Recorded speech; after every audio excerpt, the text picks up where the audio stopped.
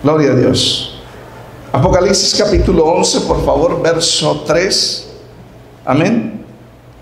Vamos a leer el verso 3 y 4, aunque tomaremos hasta el verso 13 más o menos. Dice la escritura así: en el nombre del Padre, del Hijo y del Espíritu Santo. Amén. Y daré a mis 2 testigos que profeticen por 1270 días, vestidos de cilicio. Estos testigos son los 2 olivos y los 2 candeleros que están en pie delante del Dios de la tierra.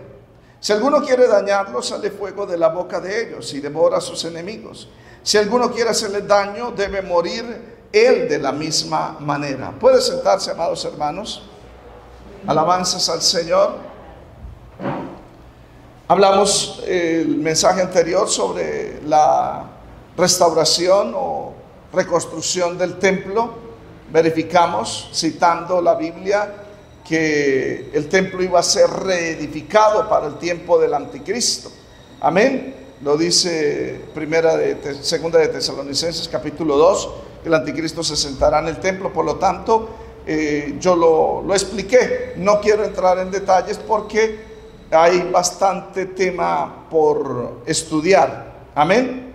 En medio de la gran tribulación, o sea, estamos en la 6ª trompeta, de acuerdo al orden cronológico, pero hay una pausa, que es el capítulo 9, 10, el capítulo 10 y 11, amén. Es una pausa que termina en el verso 14, porque termina el segundo ay. Segundo ay abarca el ataque satánico con langostas, el ataque satánico con esos demonios liderados por 4 demonios principales que matan la 1/3 parte del mundo. Había explicado yo de que hasta la mitad de la gran tribulación han muerto cerca de 4.000 millones de seres humanos. Eso es lo que va a ocurrir muy pronto. Imagínense, en 3 años y medio, nunca en la historia de la humanidad ha ocurrido tanta muerte de seres humanos. 4.000 millones de seres humanos. En Apocalipsis 6 habla de que es 1/4 de la población mundial. Somos 8.000 millones de habitantes, serían 2.000 millones de habitantes, quedan 6.000 millones de habitantes. En Apocalipsis capítulo 9, en la 1/3 parte de esos 6.000 millones de habitantes que quedan, o sea, 2.000 millones de habitantes van a morir. Entonces sumamos 2.000 más 2.000, quedan 4.000 millones de seres humanos muertos solamente hasta los primeros 3 años y medio de la gran tribulación. Amén. Quedan 4.000 millones, que de esos más adelante vamos a ver el resultado de quiénes van a sobrevivir y cuántos van a morir en la gran tribulación. Tan pronto la iglesia sea levantada al cielo, se va a reconstruir el templo. ¿Por qué? En Daniel 9:27 habla de que el templo sería edificado, porque a la mitad de la semana, dice Daniel 9:27, que por otra semana, hablando de 7 días, que equivale a una semana, 7 años, por otra semana el príncipe que ha de venir del imperio romano, estamos hablando del anticristo, establecerá el pacto con muchos. Muchos quiere decir de que no todos van a aceptar en Israel ese pacto que el anticristo va a hacer con ellos. Y a la mitad de la semana hará cesar el sacrificio y la ofrenda. A la mitad de la semana, y hasta ahora estamos llegando a la mitad. Cuando habla de que hará cesar el sacrificio y la ofrenda, quiere decir de que se restauraría el sacrificio continuo, de acuerdo a Éxodo, que se hacía en la mañana y se hacía en la tarde. Para el tiempo de Juan, los que escucharon, los judíos que escucharon ese mensaje, les sería increíble para aceptarlo. ¿Por qué? Porque en el 70 Tito Vespasiano destruyó el templo. Amén. Ya han pasado cerca de 20, casi 30 años, 20 y pico de años cuando Juan recibe la revelación en el año 100, y él sabía que el templo estaba destruido, pero en Apocalipsis 11 se le da una caña para medir el templo, para medir el altar, para medir a los que adoran en él, y se le da una orden: no midas el patio de afuera, porque ha sido entregado a los gentiles. ¿Cuántos alabamos al Señor? Alabanzas a Jesús. Cuando dice se me dio una vara, está diciendo de que iba a ser reconstruido el templo, como en Zacarías capítulo 2, el profeta Zacarías, en el año 536, 37 más o menos, que profetiza Zacarías, él se da cuenta de que el templo iba a ser reconstruido. Para ese entonces Nabucodonosor había destruido el templo en el año 586 antes de Cristo, lo había incinerado, la ciudad estaba destruida, los muros de la ciudad estaban también caídos. Pero en Zacarías 2, el profeta ve a un ángel que tiene, y le da a un varón una plomada para medir a Jerusalén, los muros, y eso significaba la reconstrucción. ¿Cuántos alabamos al Señor? Alabanzas a Jesús. Lo mismo va a ocurrir en la gran tribulación. El templo va a ser reconstruido. Tan pronto la trompeta suene, la iglesia sube, se iniciará, o tal vez ya habrá iniciado, la reconstrucción del templo. Lo que se sabe es que tan pronto sube la trompeta, se inicia los cultos al Señor en el templo en Jerusalén. Luego surgen dos testigos, que son dos profetas, y vamos a analizarlo, amén, en esta hora. Vamos a ver la identidad y el tiempo. Identidad, verso 3 dice: y daré a mis dos testigos. El término testigo viene del griego martur, que aparece 5 veces en Apocalipsis, capítulo 1, 5, capítulo 2, verso 13, capítulo 3, verso 14, capítulo 11, verso 3, capítulo 16, 17, verso 6, 5 veces.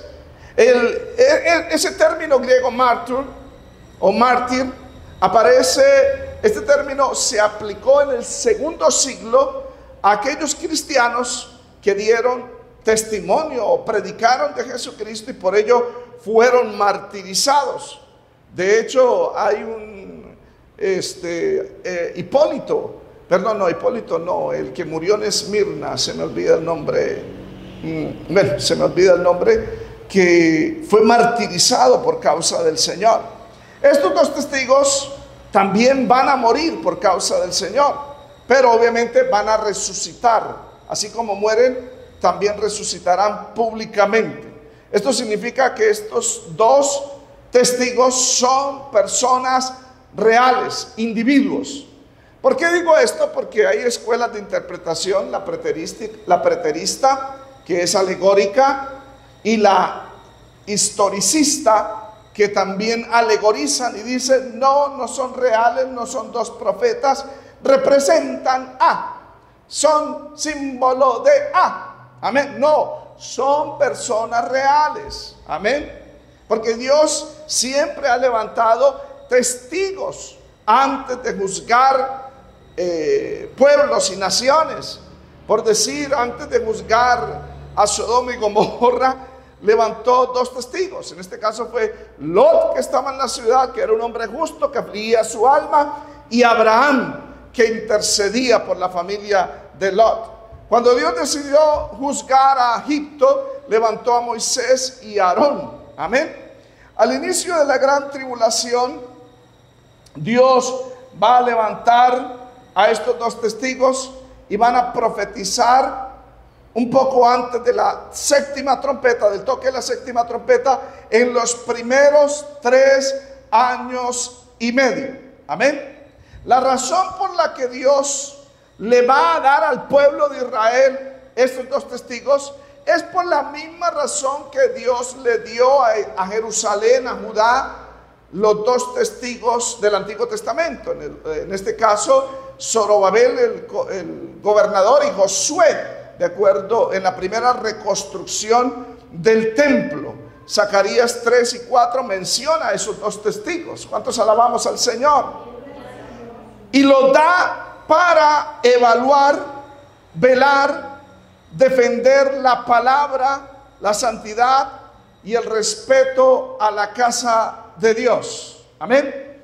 Los dos testigos de Apocalipsis serán los dos profetas que serán testigos de la profanación del templo. Por eso se van a oponer a ese culto y por eso van a evidenciar ante el Dios del cielo el sacrilegio. Deuteronomio 17:6 dice: por dicho de 2 o 3 testigos el culpable debe morir. Amén. Entonces Dios levanta estos dos testigos para que ellos testifiquen ante el Dios del cielo lo que hace el pueblo de Israel nuevamente, que es una reconstrucción de un templo que no se reconstruye para glorificar al Señor, sino al rey del mundo de ese entonces, que es el mismo anticristo. ¿Cuántos adoramos al Señor? Dios le va a dar al pueblo de Israel, a esta nación que estará totalmente depravada. Por eso es que Dios los va a entregar al gobierno del anticristo, totalmente descarriada. Dos testigos.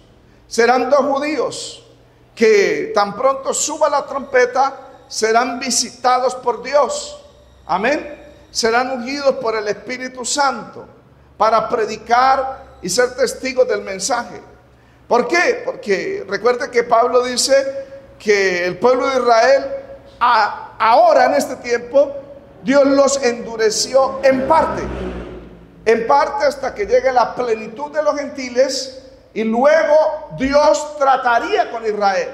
Y en ese trato, tan pronto la iglesia suba, a los primeros que Dios va a ungir, primero a salvar y luego ungir, son a estos dos testigos. Yo puedo imaginarme que estos dos testigos entienden que la iglesia fue levantada, entienden de que el Nuevo Testamento es verdad, entienden de que Jesucristo es la verdad, se arrepienten, el Señor lo llama, tal vez como llamó a Pablo, a Saulo, que fue directamente: Saulo, Saulo, ¿por qué me persigues? Y Saulo de una vez recibe el llamado y se retira a ayunar 3 días allá en Damasco. No sabemos el retiro de estos dos testigos, pero ya lo vamos a mencionar. Elías y Moisés eran hombres de oración, eran hombres de ayuno. Por eso Moisés, cuando fue a subir al monte a recibir las tablas, duró 40 días sin comer ni beber. Amén. Quiere decirte que estos hombres serán entregados, totalmente consagrados a Dios. El Señor le dijo a los discípulos: ustedes quédense en Jerusalén, allá en el aposento alto, hasta que seáis investidos del poder, y luego me seréis testigos. Amén. Estos dos hombres, antes de salir a las calles a predicar en Jerusalén, en Judá, ellos van a estar apartados y van a recibir la promesa del Espíritu Santo. Van a ser llenados, ungidos, y luego van a ser testigos. Daré a mis dos testigos. ¿Cuántos alabamos al Señor? El tiempo de la profecía, sigamos leyendo el verso 3. Que profeticen por 1260 días, 3 años y medio, los primeros 3 años y medio. Su misión será profetizar. Amén. Es decir, lo que ellos hablen no será palabra de ellos, será palabra de Dios a través de ellos. Amén. Por eso es tan importante un hombre de Dios que predique la palabra, que esté apartado, que esté santificado, que esté consagrado, que esté lleno del Espíritu Santo, para que cuando hable no sea él, sino sea el Espíritu Santo. Amén. Eso lo dice Mateo 10. El Señor le dijo a los discípulos: cuando sean llevados ante los tribunales y ante los gobernadores, no os preocupéis por qué palabra decir, porque ya no serán ustedes, sino el Espíritu Santo en ustedes hablando. ¿Cuántos adoramos al Señor? Alabanzas a Jesús. Ese es y debe ser el requisito principal en un siervo de Dios. Amén. Que hable por el Espíritu de Dios, que predique por el Espíritu de Dios, obviamente sometido a la palabra, porque hay unos que ayunan y oran, pero no estudian la palabra y hablan unas sandeces. Amén. Y hablan cosas contrarias a lo que Dios dice, y por eso meten dentro de la iglesia la apostasía. Alabanzas al Señor. ¿Cuántos alabamos al Señor? Profeticen por 1260 días, es decir, 1260 días hablando palabra de Dios. Amén.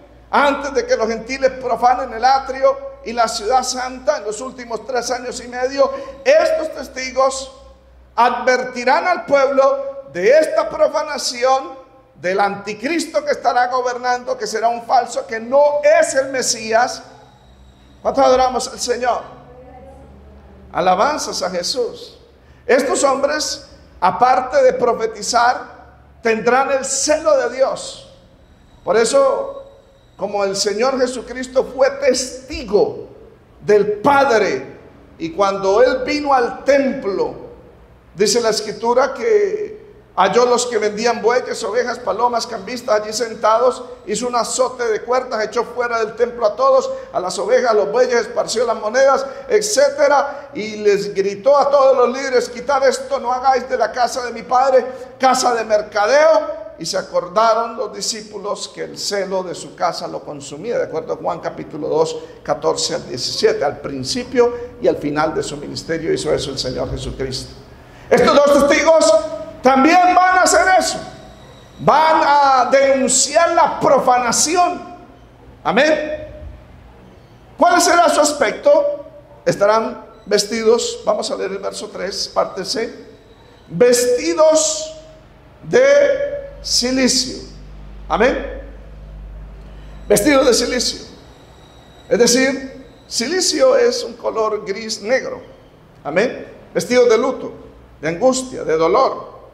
Génesis 37, 34, cuando Jacob supo que aparentemente su hijo menor José había sido devorado por una bestia, de acuerdo al falso testimonio, a la mentira de sus hermanos, dice la Biblia que Jacob rasga sus vestidos y puso silicio sobre sus lomos y guardó luto por muchos días. Amén. Daniel se vistió de silicio por la desolación de Jerusalén y el templo, en Daniel capítulo 9, verso 3, para orar. Amén. Juan el Bautista predicó también de esa manera, no vestía ropa delicada. Mateo 11, 28. El Señor le dijo al pueblo: ¿a qué saliste a ver? ¿A un hombre cubierto de vestiduras delicadas? He aquí los que llevan vestiduras delicadas en las casas de los reyes están. Amén. Estos vestirán de silicio, manifestando dolor y luto por el pueblo de Israel descarriado, y que ahora están edificando un templo que no es para la gloria de Dios. Por eso vestirán de luto. ¿Cuántos adoramos al Señor? Alabanzas a Jesús. Su identificación, verso 4. Estos testigos, dice, son los 2 olivos y los 2 candeleros que están en pie delante del Dios de la tierra. ¿Cuántos adoramos al Señor? Este pasaje es paralelo a Zacarías capítulo 3, verso 4, el cual se refiere a esos 2 olivos. El jefe político de Jerusalén, que fue designado por Ciro, Zorobabel, y el jefe religioso, el sumo sacerdote, Josué. Amén. A Zorobabel, que era descendiente davídico, que era el gobernador, se le dio el mensaje de el poder del Espíritu Santo. Zacarías 4 dice: Zorobabel, ¿quieres edificar el templo? ¿Quieres edificar los muros? No cuentes con ejército, ni con fuerza, ni con espada. Es con mi espíritu. ¿Cuántos alabamos al Señor? Y a Josué, el descendiente arónico, el sumo sacerdote, Zacarías capítulo 3, usted puede ver la visión, se le dio el mensaje de: con esas vestiduras inmundas no puedes ministrar. Amén. Tiene que ser con santidad. Amén. Usted lee capítulo 3, que él está con vestiduras inmundas, Satanás al lado acusándole, hasta que viene el Señor y los santifica. Alabanzas al Señor. ¿Cuánto adoramos a Jesús? ¿Por qué digo todo esto? Porque es que la obra de Dios no se hace con intelecto, ni con fuerza humana, ni con poder económico. Se hace con santidad y con el Espíritu de Dios. Zorobabel fue designado como gobernador. Hablemoslo en un ámbito político. Si es acá, Zorobabel fue designado para que fuera alcalde de Bucaramanga. Amén. Pero ¿qué le dijo el Señor al alcalde de Jerusalén, Zorobabel? No es con ejército que se detiene la violencia en Bucaramanga, o los robos o tanto. No es con ejército. Amén. Es con mi espíritu. No es bailando merengue con el mundo para complacer a los mundanos. Amén. No es reforzar el pie de fuerza de la policía para atrapar al... No, es con el Espíritu de Dios. Amén. No es yendo al estadio de Santander para unirme a las barras de los búcaros para ganármelos a todos. No, es con mi espíritu. Si alguien quiere gobernar una ciudad y me cita la Biblia que hay políticos cristianos que se pueden gobernar, pues mira lo que el Señor les dice: es con mi espíritu. ¿Cuántos adoramos a Jesús? ¿Cuántos adoramos a Jesús? Y si alguien quiere ser también sacerdote y predicar la palabra, es con santidad. Alabanzas a Jesús. Hoy en día ni lo uno ni lo otro, como dicen por ahí, ni fu ni fa, con tanta apostasía. Amén. ¿Cuántos alabamos al Señor? Son llenos del Espíritu Santo. Son testigos de Jesucristo en la gran tribulación. Ellos no van a salir a la calle a predicar sin antes haberse llenado del Espíritu Santo. Jesús le dijo a sus discípulos: ustedes todavía no me salgan, todavía no vayan. Amén. Quédense allá. Hechos 1:8 lo dice: y recibiréis poder cuando haya venido el Espíritu Santo sobre vosotros, y luego me seréis testigos. Porque hoy en día hay una tendencia, y se volvió ya tendencia, salir a las calles y hablar, pero salen en la carne, salen por lucirse, salen por aumentar likes, pero no han ayunado, no han orado, no se han llenado del Espíritu Santo, y no hay palabra de Dios en sus labios. Pero se citan textos bíblicos, pastor, sí, pero no son dados por el Espíritu. Usted lee Hechos capítulo 1, dice la Biblia: y habiendo dado mandamiento a los discípulos por el Espíritu de Dios.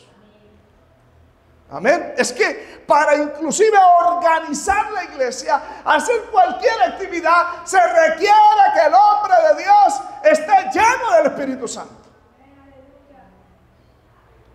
Para eso necesita santidad, que no haya un pecado oculto, que no esté chateando por allá con una jovencita a solas, que no es su esposa.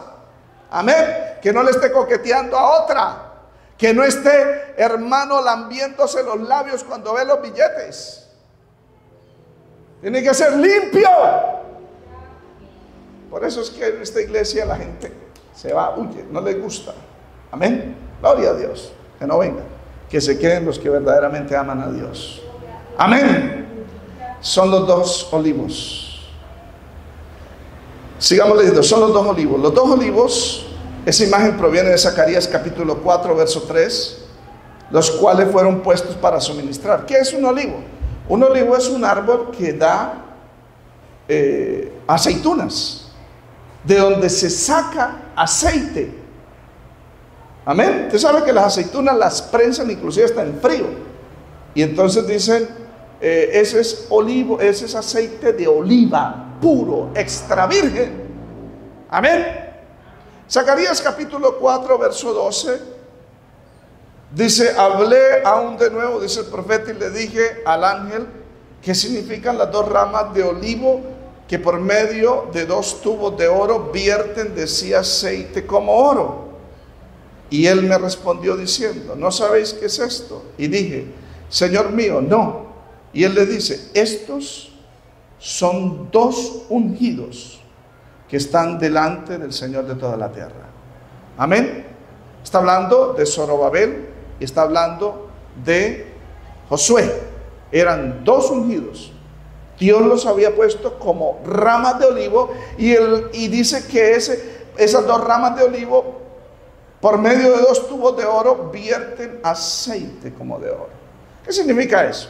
Que los dos olivos en la gran tribulación, esos dos profetas serán instrumentos que Dios use para impartir unción a otros, en este caso a los 144,000 testigos. Así como Dios usó a Moisés como un olivo, donde a través de Moisés saca el Espíritu Santo de Moisés y lo pasa a 70 ancianos, de acuerdo a Números 11, del 16 al 17 y 25. Amén. Y Dios, ese hombre era tan lleno del Espíritu Santo Moisés, que Dios mismo saca del Espíritu de Moisés y unge a 70. Y aparecieron más unidos, tanto que hay otros por allá y están profetizando. Le decimos que no profeticen. ¿Y qué dijo Moisés? Ojalá Dios todo el campamento estuviese profetizando. ¿Cuánto alabamos al Señor? ¿Cuánto adoramos a Jesús? Como lo fue el hermano Gigi Ávila en su época. Fue un olivo con el cual Dios ungió muchos ministerios. Amén. Qué tremendo, ¿cierto que sí, amados? Los dos candeleros, si dice son dos olivos, son dos candeleros. Los dos candeleros simbolizan la luz y la fuente de verdad que Dios deja al mundo. En Apocalipsis 1:20 habla de las 7 iglesias que están representadas en 7 candeleros. El misterio de las 7 estrellas que has visto en mi diestra y de los 7 candeleros de oro, dice Apocalipsis 1:20, las 7 estrellas son los 7 ángeles de las 7 iglesias, y los 7 candeleros que has visto son las 7 iglesias. Amén. Estos dos candeleros son la fuente de verdad que Dios deja en medio de las tinieblas. ¿Qué quiere decir eso? Cuando Dios dice estos son dos candeleros, quiere decir de que todo el mundo estará bajo la mentira, pero estos dos serán fuente de verdad. ¿Cuántos adoramos al Señor? Amén. Y la iglesia evangélica somos candeleros, pero no todos son candeleros, no todos son fuentes de verdad. Los que verdaderamente están en comunión con el Señor y la palabra de Dios está en ellos, son fuente de verdad. El resto son fuente de mentira. Y por eso la Biblia habla en 2 de Timoteo, capítulo 1 de Timoteo 4, dice: apostatarán de la fe escuchando a espíritus engañadores. 2 de Timoteo 4 dice que apartan el oído de la verdad para irse tras las fábulas. Hoy en día no hay candeleros que sean fuente de verdad, de luz, sino fuente de mentira, de demonios que están enseñando desde los púlpitos. Y la gente prefiere alimentarse. Yo no me voy a una iglesia y yo no me siento a escuchar a un pastor que no está hablando por el Espíritu de Dios. Amén. Yo no me le congregaría. Imagínense que a mi alma, a la cual el Señor rescató, le dé alimento preparado por demonios. Jamás. Dios nos guarde. Dios nos guarde. Pero la mayoría de evangélicos hoy en día están siendo alimentados espiritualmente por mensajes dados por los demonios. Y ellos quieren ir al cielo así. Amén. Entraron en la religiosidad. De Cristo se han desligado. Entraron por las obras. Creen que porque van a una iglesia y porque hacen algo para el Señor, van a ir para el cielo. Entonces yo me meto en el grupo de aseo, en el grupo de vigilancia, en el grupo de evangelismo, en el grupo de canto, de cocina, y porque hago eso me merezco el cielo. Eso es salvación por obras. Y por obras ningún ser humano será justificado. Amén. La única forma para ser justificado es en Cristo. Ese es el mensaje que iba a predicar esta mañana en inglés. 2 Corintios 5:21. Al que no conoció pecado. Amén. Jesucristo fue el único que no conoció pecado. El resto, todos los seres humanos hemos intimado con el pecado. Conocer en griego significa intimar, así como José no conoció a su esposa María hasta que no tuvo a su hijo primogénito. Amén. Nosotros, todos los seres humanos, hemos intimado, nos hemos unido al pecado. Eso es una unión, así como el que se une a una mujer, un cuerpo es con ella, dice la Biblia, en este caso 2 Corintios 6, que dice, sí, 1 Corintios 6, que el que se une a una ramera, un cuerpo es con ella, porque los dos eran una sola carne. Pero el que se une al pecado es, amado hermano, uno con el pecado. Por eso cuando el Señor nos dio vida, dice, estábamos muertos o sea, dentro, unidos al pecado. Estábamos muertos en delitos y pecados. Ahora estamos en Cristo. Amén. Y no hay condenación para los que están en Cristo, unidos a Cristo. ¿Cuántos alabamos al Señor? Alabanzas a Jesús. ¿Quiénes son estos dos testigos que predicarán en la gran tribulación como las dos únicas luces del mundo, que van a ungir a 144 y serán las 144 luminares en el mundo, 144,000 luminares en el mundo, pero provienen de esta luz, de estos dos candeleros? Se ha especulado, algunos dicen que es el retorno literal de Elías y Moisés. Se cita Malaquías 4:5, y aquí yo envío al profeta Elías antes de que venga el día grande y terrible de Jehová. Él hará volver el corazón de los padres a los hijos y el corazón de los hijos a los padres. Y algunos autores dicen que será ese profeta, Elías, y dicen con Enoc, porque Enoc no vio muerte. Amén. No es ninguno de ellos, amados hermanos. Más bien serán hombres de este tiempo final, con el ministerio y la autoridad y unción de esos dos profetas. En mi caso me inclino por Moisés y Elías. Es decir, estará la unción de Elías y la unción de Moisés, mas no Moisés y Elías literalmente. Amén. Porque si fueran ellos literalmente, que Elías regrese a este mundo y Moisés regrese a este mundo, entonces tendríamos que aceptar una doctrina pagana llamada la reencarnación. Y la Biblia es explícita, está establecido para todos los hombres que mueran una sola vez después de este juicio. Hebreos 9:27. Obviamente los que refutan este argumento afirman que Moisés y Elías no murieron, pero la Biblia sí registra que Moisés sí murió. Deuteronomio 34, del 5 al 6. Judas habla de que el diablo quería el cuerpo, el cadáver de Moisés, y lo peleó Miguel. Amén. Y aunque Elías y Enoc fueron traspuestos y no vieron muerte, Hebreos 11:5, no significa que no salieron de su cuerpo. Traspuesto es salir del cuerpo. Amén. Ambos partieron de este mundo en formas diferentes. Obviamente no fueron al cielo. ¿Por qué? El Señor dijo en Juan 3:13, nadie ha subido al cielo, sino el Hijo del Hombre que está en el cielo.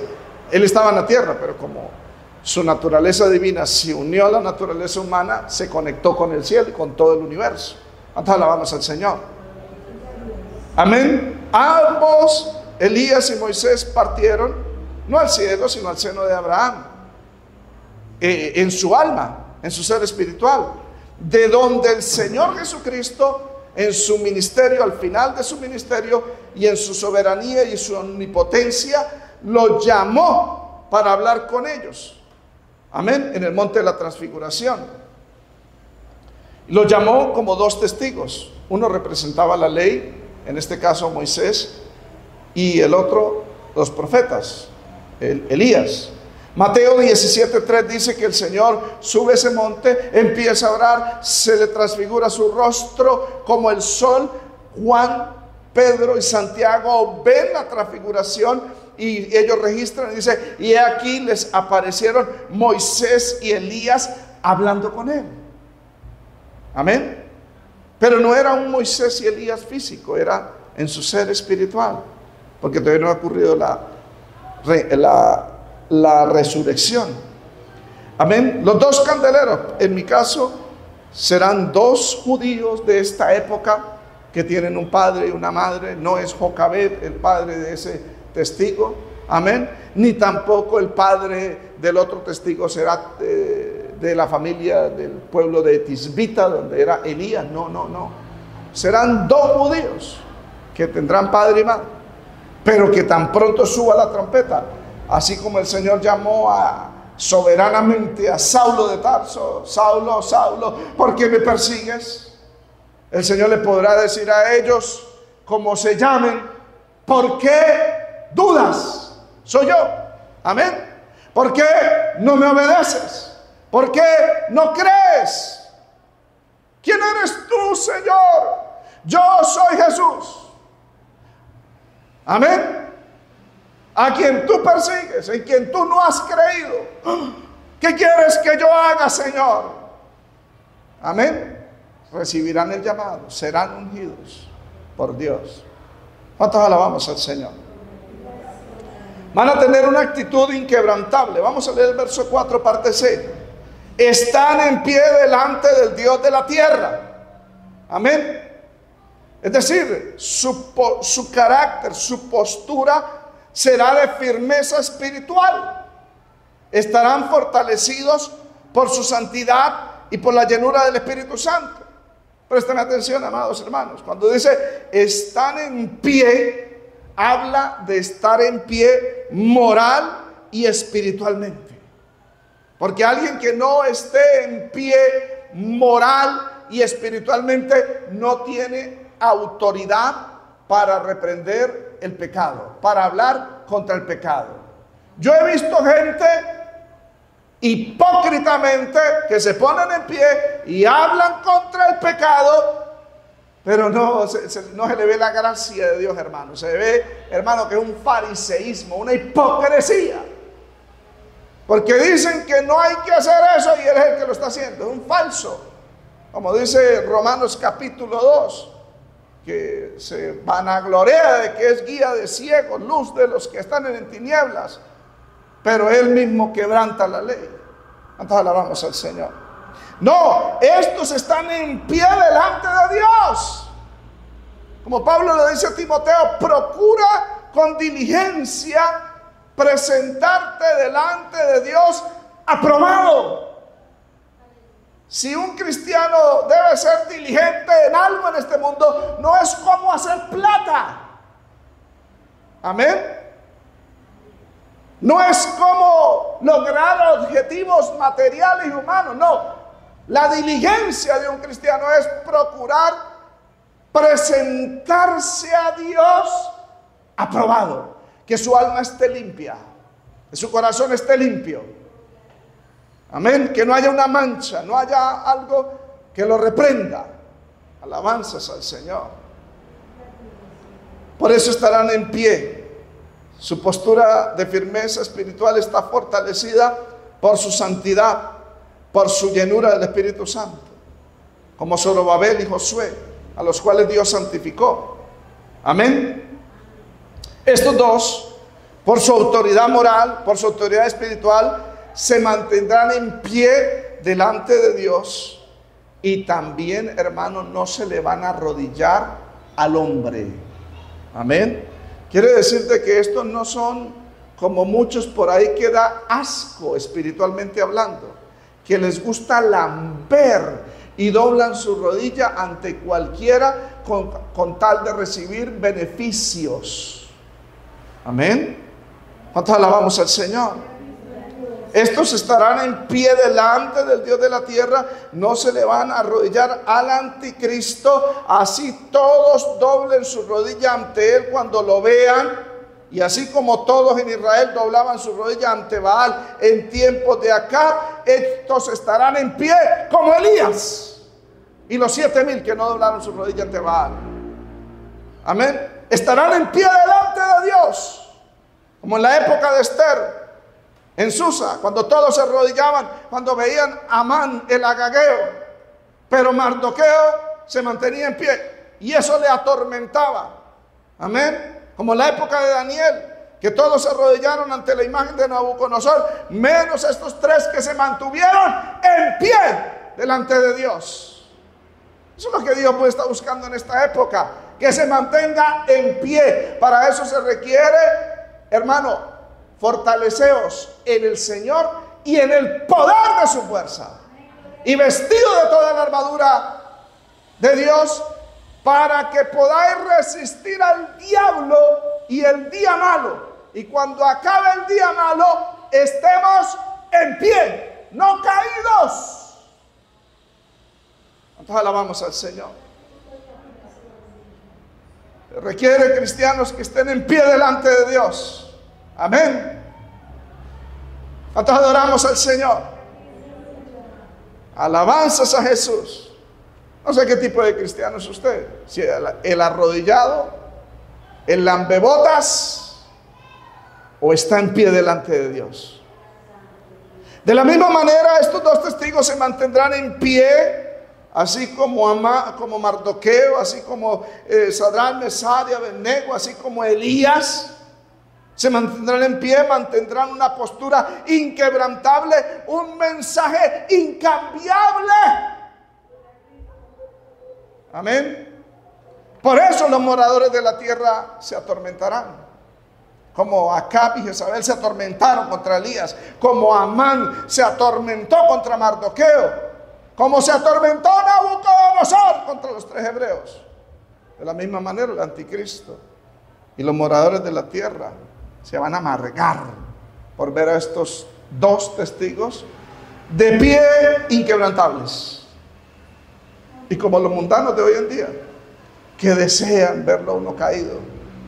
Amén. Y como uno no cae, se amargan. Se amargan. Yo he visto gente que se amarga cuando me ven. ¡Ah, Dios mío, Señor! Vamos a ver la autoridad de estos dos testigos, versos 5 al 6. Estos dos profetas van a tener el mismo respaldo, autoridad que Dios le dio a Moisés y al profeta Elías. La autoridad que Dios le dio a Elías, verso 5. Si alguno quiere dañarlos, sale fuego de la boca de ellos y devora a sus adversarios, a sus enemigos. Si alguno tiene la intención de atacarlos, de dañarlos, sale fuego de la boca de ellos y devora a sus enemigos. No se imagine que ellos como un dragón y los consumen. No.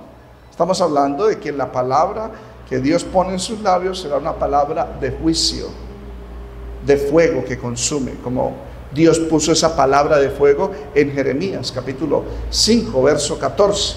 He aquí yo pongo mis palabras en tu boca por fuego y a este pueblo por leña y los consumirá. Amén. Será una palabra, hermano, que quema, que arde, pero también será una palabra que tendrá un respaldo de Dios, que literalmente hará descender fuego del cielo. Una palabra de autoridad. Recordemos cuando el hijo de Acab, Ocosías, mandó arrestar a Elías. Y vino el capitán y le dice: varón de Dios, el rey ha dicho que desciendas. Eso lo dice segundo libro de Reyes, capítulo 1, verso 9 al 10. 12 y 14 también lo dice. Y Elías le respondió y dijo al capitán de 50, porque venía con 50, son valientes cuando vienen en grupo: varón de Dios, desciende, que el rey te llama. ¿Y qué dijo Elías? Si yo soy varón de Dios, descienda fuego del cielo y consúmate con tus 50. Y descendió fuego del cielo y los consumió a él y a sus 50. Padre. Amén. Si hubiese sido en esta época, terrible, ¿cierto? Noticia nacional, internacional. Los derechos humanos brincan. Uy, es un homicida. Bendito sea Jesús. Tendrán ese respaldo. Si algún sale fuego, devora a sus enemigos. ¿Qué quiere decir eso? Que serán invencibles. Su invencibilidad obviamente es temporal, es por los 3 años y medio. Verso 5 dice: si alguno quiere hacerle daño, debe morir él de la misma manera. O sea, Dios les garantizó a ellos protección sobrenatural, les garantizó respaldo divino. Amén. Y por ese motivo este decreto promete castigar inmediatamente a cualquiera que atente contra la vida de ellos. Es decir, aplica a Dios justicia divina inmediata. Nadie puede detenerlo mientras está cumpliendo la misión, mientras estén dando testimonio sobre Jesucristo en los primeros 3 años y medio de la gran tribulación. Es decir, estos dos testigos serán intocables, serán invencibles por ese periodo de tiempo. Cuando terminen su misión, Dios retirará esa protección, por supuesto. Leamos el verso 6. Tienen la autoridad del profeta Elías. Estos tienen poder para cerrar el cielo a fin de que no llueva en los días de su profecía. Amén. El término poder de este verso es eusosian, que es del griego autoridad. Es decir, estos dos profetas tienen la misma autoridad que tuvo Elías para orar a Dios para que Dios cerrara el cielo en Israel. Santiago 5:17, él dice que él oró, amén, y no llovió por 3 años y medio. Estos hombres también se van a parar frente al rey del mundo y le van a decir lo que dijo Elías: vive Jehová en cuya presencia estamos, que no va a llover en Israel sino por nuestra palabra, porque serán los dos. Se cierra el cielo en Israel, no va a llover durante los primeros 3 años y medio. Amén. Y obviamente que esta será una sequía que va a atormentar a todo el pueblo de Israel. Amén. ¿Cuántos alabamos al Señor? Veamos la autoridad del profeta Moisés. Estamos en el verso 6.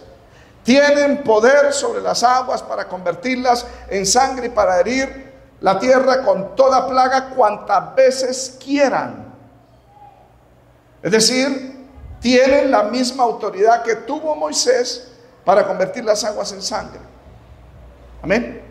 Dios le concedió esta autoridad para hacer estos milagros con el fin de defender la santidad del templo.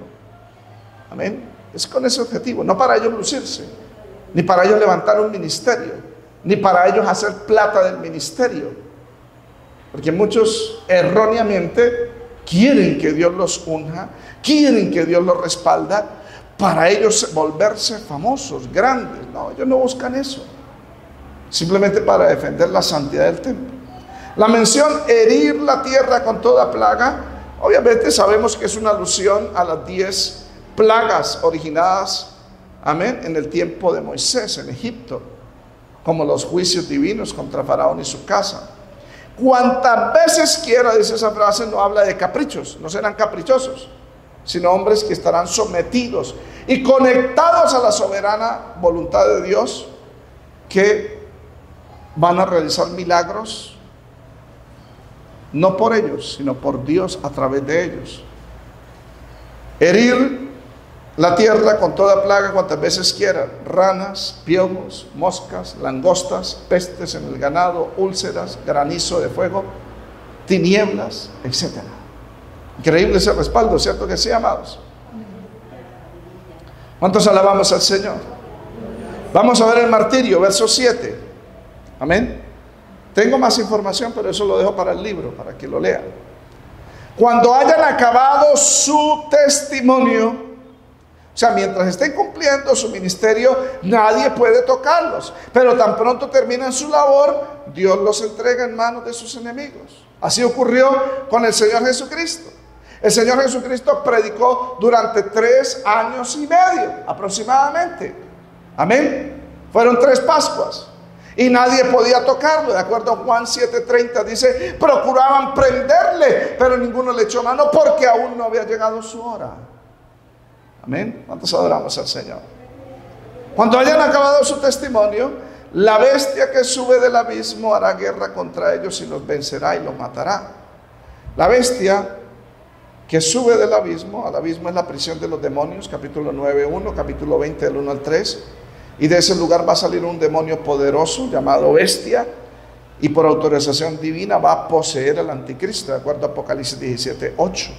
Lo empoderará, de acuerdo a Apocalipsis 13:2, para la toma de las naciones, para la imposición del último gobierno mundial. Mientras estos 2 testigos no hayan acabado la obra encomendada, estén profetizando, predicando 3 años y medio, y el mundo atormentado, el anticristo atormentado por su mensaje, no pueden hacerle daño. Pero el demonio que posee el anticristo los perseguirá y al final los va a matar y va a exhibir sus cadáveres públicamente. ¿Cuántos adoramos al Señor?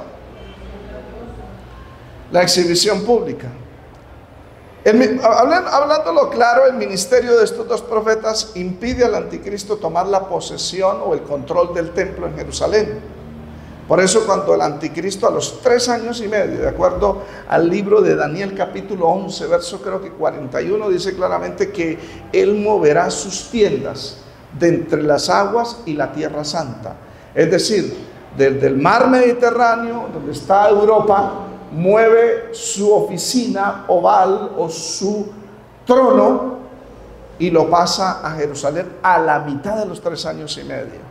Y cuando él establece su oficina principal mundial en Jerusalén, él viene al templo y hace cesar el sacrificio y la ofrenda, pero primero tiene que quitar el estorbo, que son estos 2 testigos, los tienen que matar.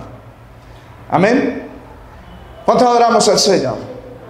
Van a ser asesinados por los 2 testigos por el anticristo. Y el anticristo los va a exhibir públicamente. Vamos a leer el verso 8. Sus cadáveres estarán en la plaza de la grande ciudad, que en sentido espiritual se llama Sodoma y Egipto, donde también nuestro Señor Jesucristo fue crucificado. ¿Dónde fue crucificado el Señor? En Jerusalén, a las afueras de Jerusalén, la ciudad donde el Señor fue crucificado, que también es llamado, amén, Sodoma. Isaías capítulo 1, verso 1. Y el verso 10 llama a Jerusalén como Sodoma. El profeta Ezequiel identifica a Jerusalén con Egipto. Amén. ¿Y por qué? Porque sus habitantes aman, el corazón de los habitantes de Jerusalén para ese entonces aman Egipto, se prostituyen con los ídolos de Egipto. En el capítulo 8, del verso 17 al 12, en el templo de Jerusalén, usted lo puede ver en Ezequiel, las abominaciones. Los ancianos adoraban unos dioses que fueron traídos de Egipto. Yo lo expliqué, amén, que eran reptiles, amén, que eran toda especie de animales inmundos. Imagínense, dentro del templo. Esa es la razón por la que los 2 testigos van a estar hablando contra ese sacerdocio. Alabanzas al Señor. Amén. Que la idolatría se ha metido. O sea, para el tiempo de la gran tribulación, el sacerdocio de Jerusalén serán idólatras también. Ezequiel capítulo 8, del 7 al 12, habla que antes del juicio de Jerusalén y del templo, adoraban esos ídolos. Como hoy en día, mucho pastor y muchas iglesias son idólatras. Idólatras del fútbol, idólatras del dinero. Amén. Eso lo dice Colosenses 3:4, que la codicia es idolatría. Amén. Y hoy en día que son idólatras de una cosa, de un pinito que meten en todos los lugares, eso es idolatría, amados hermanos. Amén. Aunque lo vean como algo decorativo, como algo cultural, eso es idolatría, amados hermanos. Hay que tener cuidado con eso. ¿Cuántos alabamos al Señor? Por eso Jerusalén fue llamada Egipto, porque en Egipto adoraban todos esos ídolos.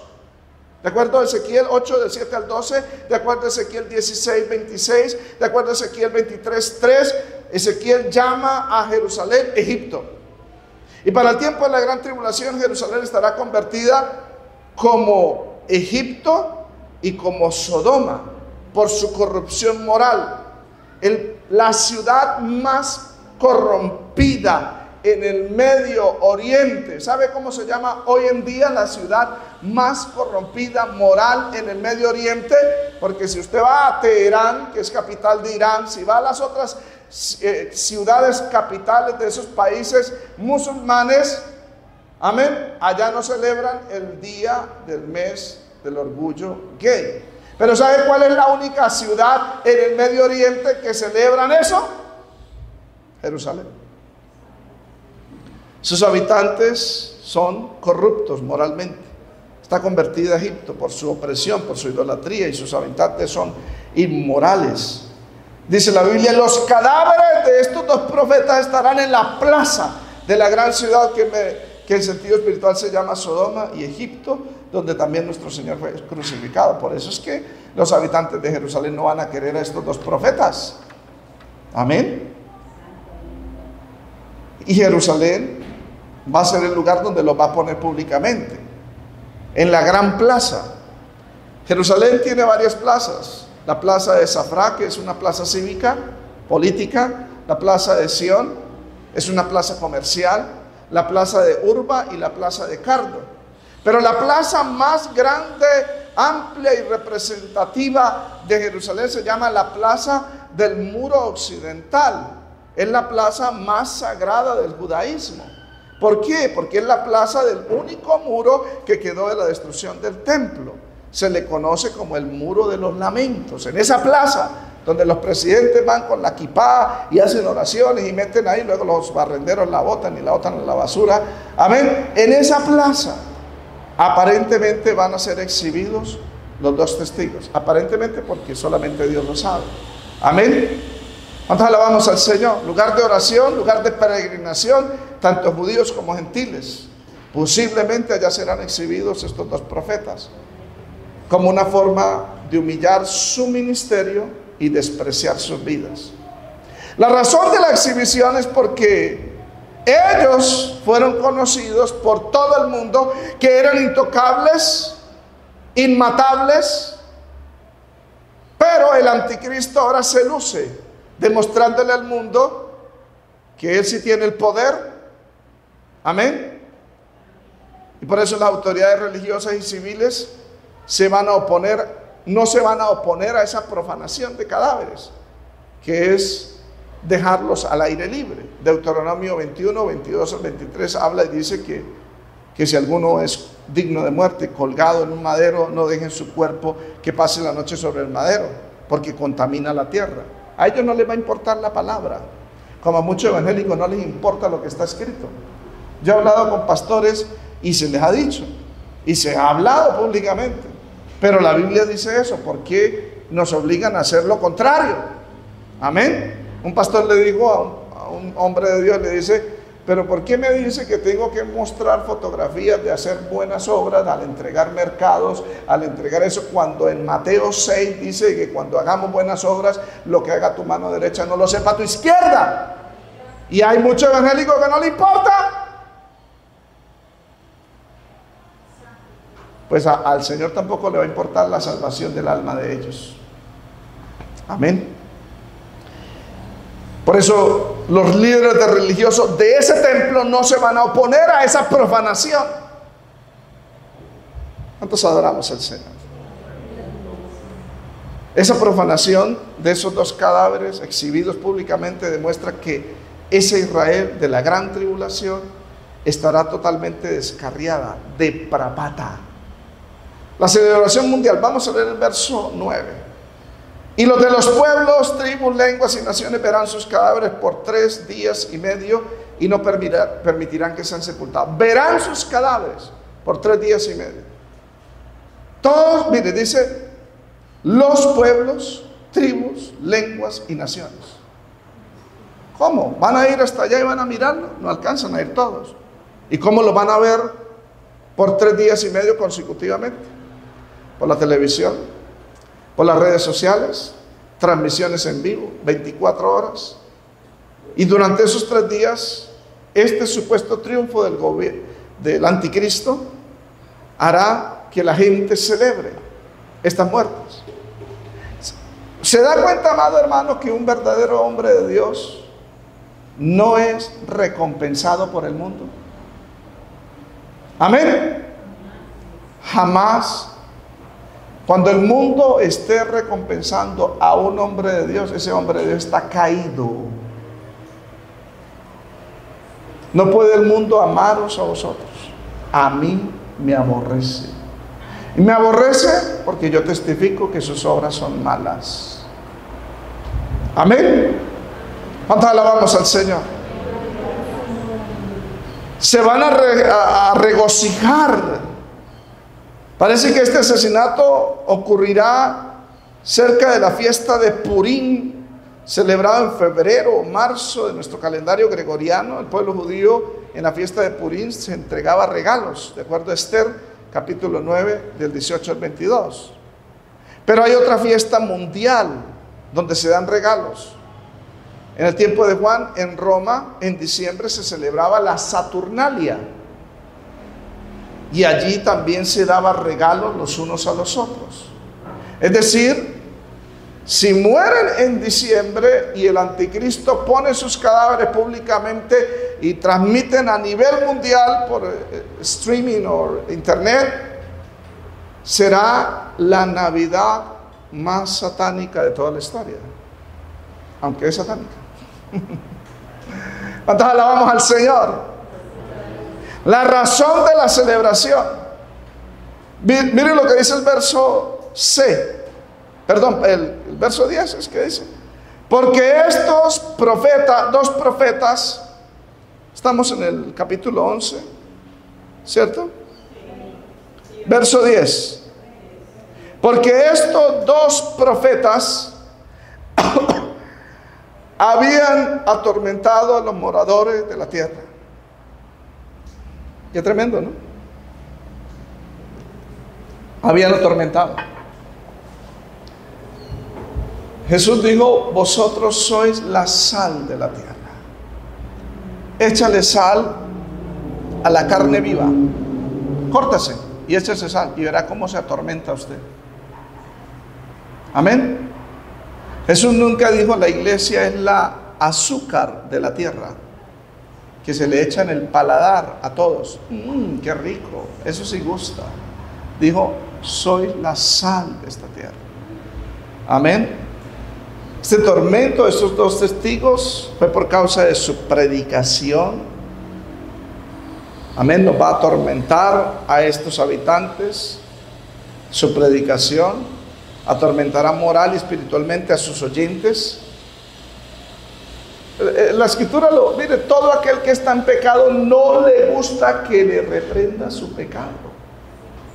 La Biblia lo dice en 1 de Juan capítulo 3, versos 19 y 20. No vienen a la luz para que sus obras no sean reprendidas. La luz del evangelio de la palabra reprende las obras malas de los hombres. Amén. Amén. Por eso Jesús dijo en Juan 7:7: no puede el mundo aborreceros a vosotros, a mí me aborrece, porque yo testifico de él que sus obras son malas. Estos dos testigos incomodarán a las autoridades religiosas, políticas, se oponen a las medidas del templo, al culto celebrado, afirman que no está de acuerdo a las escrituras, mejor dicho, van a ser odiados. ¿Usted quiere saber cuándo un hombre de Dios, un predicador, un pastor es de Dios?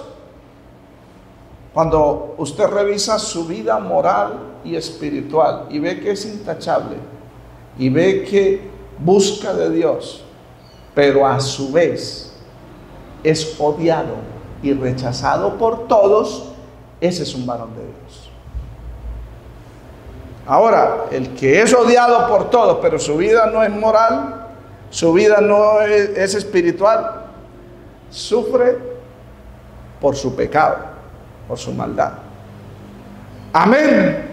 Es fácil de discernirlo, pero a la gente les cuesta aceptarlo porque no me gusta. ¿Y por qué no me gusta? Porque hay luz, hay palabra, y la palabra siempre reprende las obras malas de los hombres. Los milagros van a atormentar a la población mundial, la sequía, amén, las plagas, el fuego. Imagínense, no lo quieren ver vivo a esa gente. Gracias a Dios, yo soy un hombre que a mí sí me quieren, hermanos. Todos me aman. Amén, me quieren. Uno cerca, otros de lejos, uno de pie, otros debajo de la tierra, unos me quieren vivos, otros me quieren, pero todos, dijo el hermano Samuel, decía, todos me quieren. ¿Cuánto alabamos al Señor? Su resurrección, estamos terminando, verso 11. Pero después de 3 días y medio entró en ellos el espíritu de vida enviado por Dios.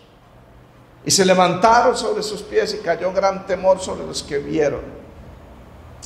Amados, aunque el hecho humillante y despreciativo de matarlos y exhibirlos públicamente y mundialmente, estos cadáveres, hecho por el anticristo, cuyo propósito era para desacreditar su mensaje, su ministerio. Amén. Lo hizo públicamente para desacreditarlo. Sin embargo, Dios usa esa misma exhibición pública de esos cuerpos para manifestar poderosamente su poder de resurrección. Amén. Y para confirmar mundialmente la veracidad del mensaje que ellos predicaban, de la resurrección de Jesucristo, de la ascensión al cielo, de la resurrección de los santos y de la subida de la iglesia en el arrebatamiento. Por eso todos a nivel mundial van a ver los cadáveres cuando resucitan. Dice, entró en ellos el espíritu de vida enviado por Dios. Amén. ¿Cuántos alabamos al Señor?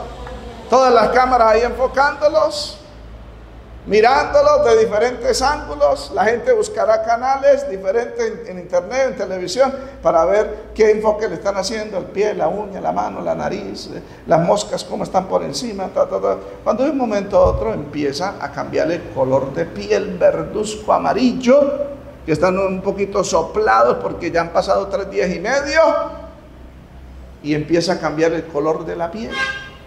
Empiezan a moverse las pestañas, los dedos. Aleluya. Cuando alabamos al Señor, mueven sus brazos, sus piernas, se levantan delante de todos en la gran plaza, y todos los que siguen la transmisión en vivo se van a aterrorizar porque será una resurrección pública. Verso 12 dice: y oyeron una gran voz del cielo que les decía: subid acá.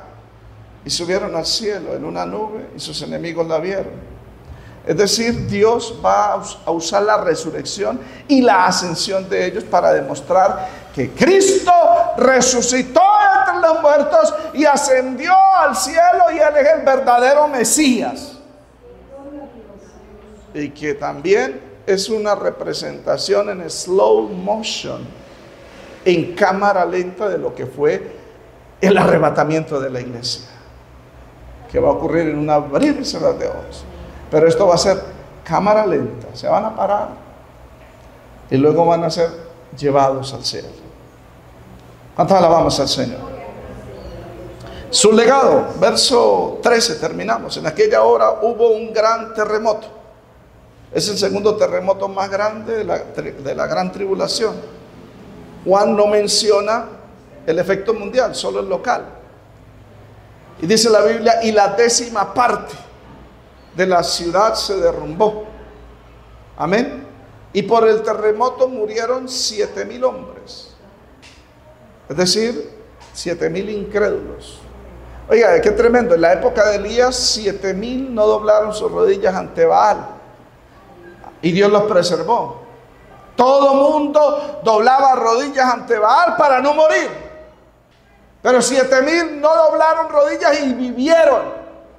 Ahora estos 7,000 doblan sus rodillas ante el anticristo y mueren por Dios. Y los demás se aterrorizaron y dieron gloria a Dios.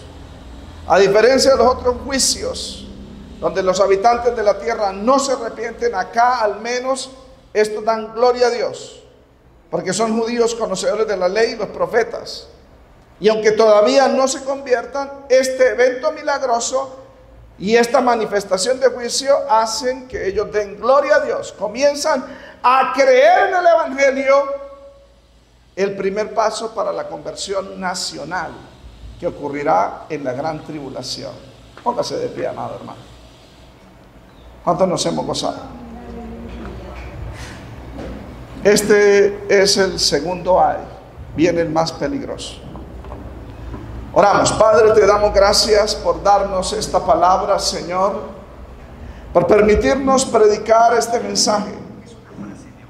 En el nombre de Jesús te damos gloria, te damos honra, te exaltamos, Señor, te bendecimos, te glorificamos. Gracias por la palabra que nos has dado. Te pedimos que bendigas a tu pueblo, que bendigas a tus hijos. Queremos, Señor, darte honor, darte gloria, darte alabanza. Te pedimos, Señor, Que nos sigas hablando tu palabra, nos sigas enseñando tu palabra, nos sigas ministrando tu palabra. Bendícenos, Señor. Ayúdanos, Dios Todopoderoso. Estamos en tus manos, Señor. Ayúdanos a vivir para ti, Señor. En el nombre de Jesús de Nazaret. Te damos gloria, te damos honra. Mil gracias, Señor. Amén. Amén. Vamos a recoger la ofrenda, hermana. ¿Marta la recoge o la recoge alguien más? Amén. Sino que como, bueno. ¿Cuánto nos hemos gozado?